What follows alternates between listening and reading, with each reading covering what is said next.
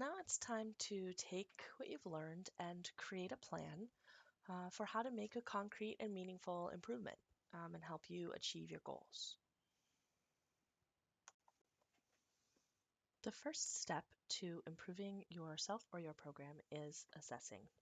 Assessing leads to goal setting and planning, which in turn leads to improvement.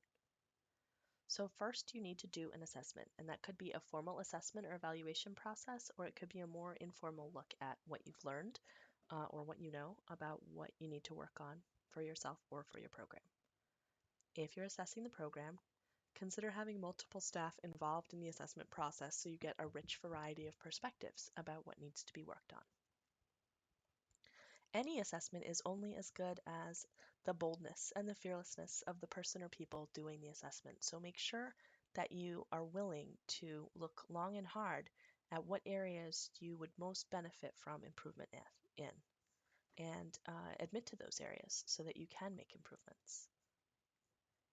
And once you've identified which areas to work on, prioritize the area that is going to have the most impact or is going to be the most successful place to start, and work on just one or two areas at a time. Can't fix everything all at once. In order to set goals that are meaningful, you need to make sure that your goals have certain characteristics. We have a handy dandy acronym called TEAM goals that will help you remember what characteristics a good goal needs. The first is T, which stands for time limited. And time limited means that you need to have not only a start date, but an end date for your goal so that there's a clear time frame set for progressing along the goal and you know when to stop and check to see whether you've reached the goal or not.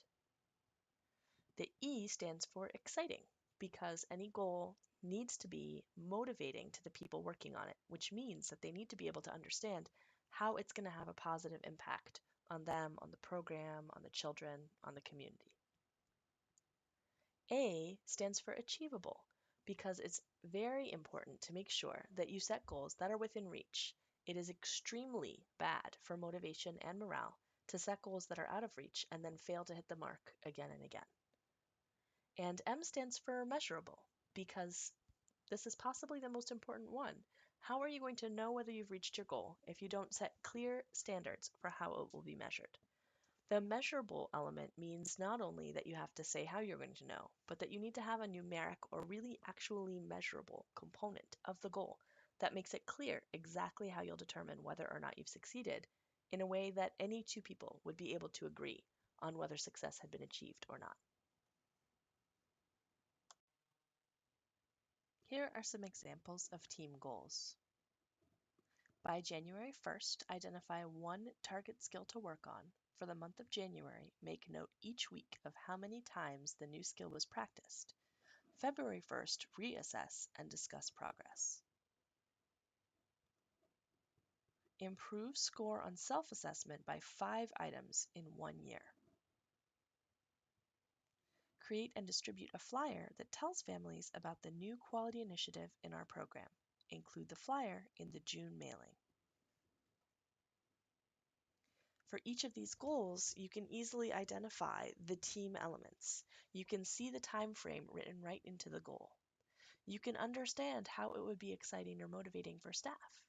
You can see that it's a realistic and achievable goal. And you can clearly see how success will be measured. Now that you've set a goal, it's time to take a step back and look at the entire work plan process. The first step, as we discussed, is to assess or evaluate.